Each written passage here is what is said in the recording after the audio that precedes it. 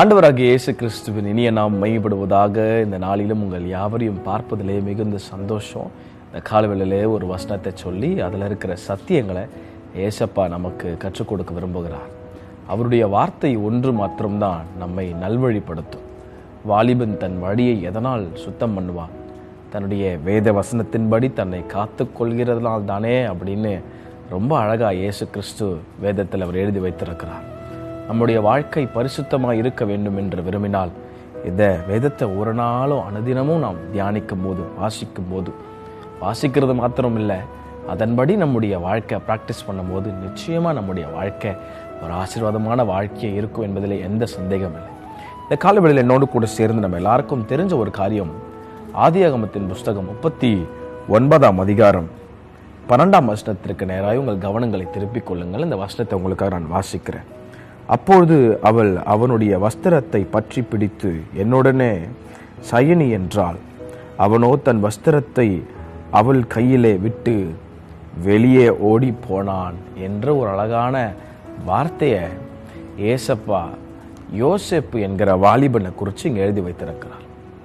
இந்த யோசேப்பை குறித்து சண்டே ஸ்கூல்ல இருந்து நம்ம எல்லாருமே தியானிச்சிருப்போம், கேள்விப்பட்டிருப்போம். அநேக நேரங்களில் அவரை பற்றி எல்லாமே நமக்கு தெரிஞ்சிருக்கும்.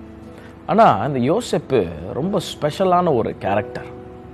இயேசு கிறிஸ்துவின் நிழலாட்டமாய் பேசப்பட்ட ஒரு தாசன். பழைய ஏற்பாட்டு காலத்தில் தன்னுடைய சொந்த சகோதரர்களால் எகிப்து தேசத்திற்கு அடிமையாக விற்கப்பட்டவன். அங்கே போய் போத்திபார் என்கிற ஒரு வீட்டில் போகிறாரு. பைபிள் சொல்லுது, கர்த்தர் யோசேப்போடு இருந்தார், அவன் காரிய சித்தி உள்ளவனானான். அவன் எகிப்தனாகிய தன் எஜமான் வீட்டிலே இருந்தான். 39:2-3.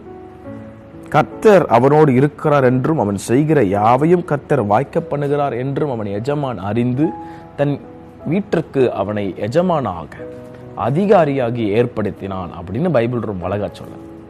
எஜமான் பார்த்த கண்ணோட்டம் வேற, ஆனால் எஜமானுடைய வீட்டார் அந்த அம்மா பார்த்த கண்ணோட்டம் வேற. கொஞ்சம் தப்பா அந்த அம்மா பார்த்துட்டாங்க.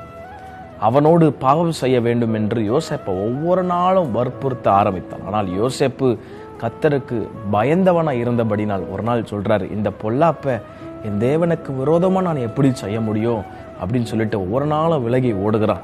ஆனால் ஒரு நாள் பைபிள் சொல்லுது, யாரும் இல்லாத நேரத்தில் யோசேப்பு வீட்டுக்குள்ளே போகும்போது அந்த அம்மா பிடிச்சிட்டாங்க. யோசேப்பு அவன் வஸ்திரத்தை விட்டு அவன் விலகி ஓட ஆரம்பித்தான். என்ன சொல்ல வரனா, ஓட வேண்டிய சூழ்நிலைமை வரும்போது அங்கேருந்து ஓடிரு, நிற்காத அப்படின்னு ஏசப்பா கற்றுக் கொடுக்குறார். இந்த குறிப்பிட்ட வார்த்தை இந்த காலையில் அதிகாலை இருக்கும், நான் தூங்கிட்டு இருக்கும் போது ஒரு 4 மணி 5 மணி இருக்கும்னு நினைக்கிறேன். இந்த குறிப்பிட்ட ஒரு வார்த்தை தொடர்ச்சியாக என் இருதயத்திலே பரிசுத்த ஆவியானவர் ஏவிக்கொண்டே இருந்தார். அதனால தான் இன்னைக்கு இந்த காரியத்தை உங்கள் மத்தியில் நான் பேசிக்கொண்டிருக்கிறேன். ஓட வேண்டிய சூழ்நிலைமை வரும்போது அங்கே நின்று இந்த பாவத்தை நல்லா ஜெயிக்க முடியும் அப்படின்னு ஒரு நாளும் தீர்மானித்து நீங்கள் நிற்காதீங்க. ஓட வேண்டிய சூழ்நிலைமை வரும்போது அங்கேருந்து ஓடிடுங்க அப்படின்னு ஏசப்பா கற்றுக் கொடுக்கிறார். அப்போஸ்தலனாகிய பவுல் புதிய ஏற்பாட்டு காலங்களிலே அவர் சொல்றாரு, flee from sexual desires, வாலிபத்தின் இச்சைக்கு விலகி ஓடுங்கள் அப்படின்னு சொல்றார்.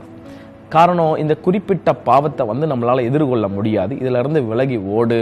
flee from sexual immorality, flee from sexual desires அப்படின்னு சொல்றாங்க.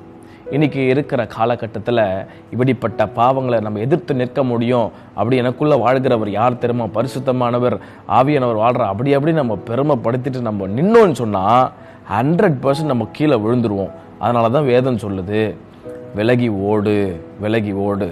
அன்றைக்கு யோசேப்பு எவ்வளோதான் பெரிய பரிசுத்தவானா இருந்தாலும் அந்த இடத்துல அப்பேற்பட்ட பாவம் வரும்போது அவர் எதிர்த்து நிற்கலை. என்னால் ஜெயிக்க முடியும் அப்படின்னு எதிர்த்து நிற்கலை. அவர் விலகி ஓட ஆரம்பித்தார். தன் வஸ்திரத்தை விட்டவன் விலகி ஓட ஆரம்பித்தான்.